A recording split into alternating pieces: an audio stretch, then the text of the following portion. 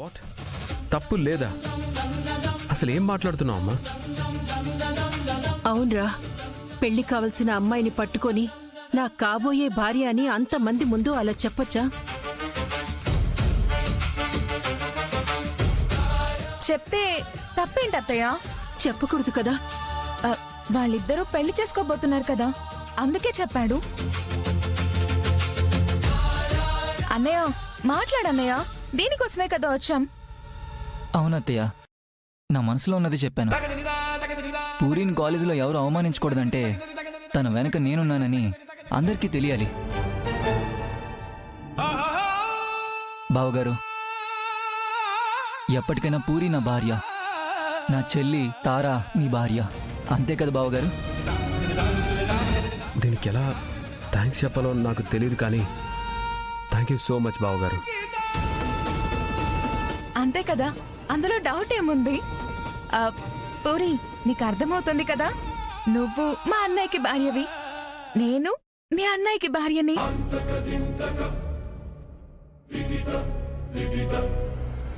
నేను ఈ ఇంటి కోడల్ని. మీరిది ఫిక్స్ అయిపోండి, దీన్ని ఎవ్వరూ మార్చలేరు. నేను మారుస్తానే, అక్కడికే వస్తా, నీ మొహం పగలగొడతా.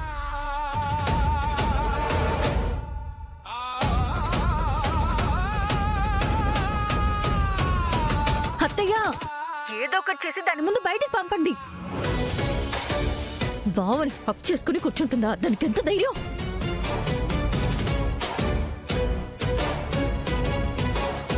తారా, నా కూతురు పెళ్లి పీటల మీదే ఆగిపోయింది. ఇదే కాదు, చాలా పెళ్లిళ్ళు అలా ఆగిపోతున్నాయి. అలాంటిది నోటితో అనుకున్న మాటలు నిలబడతాయా? అసలు ఆ పెళ్లిళ్ళు జరుగుతాయా? జరిగేదాకా నమ్మకం లేదు.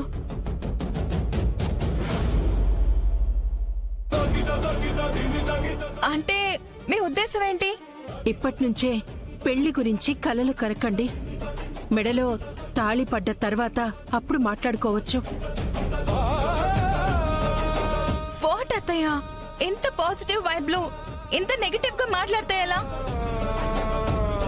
ఇక్కడ 4 హృదయాలు నొచ్చుకుంటాయి. అమ్మే మధ్య ఎక్కువగా కన్ఫ్యూజ్ అవుతుంది తారా. డోంట్ వరీ, నేను హ్యాండిల్ చేస్తాను పూరి. కూల్ అత్తయ్య, టేక్ ఇట్ ఈజీ.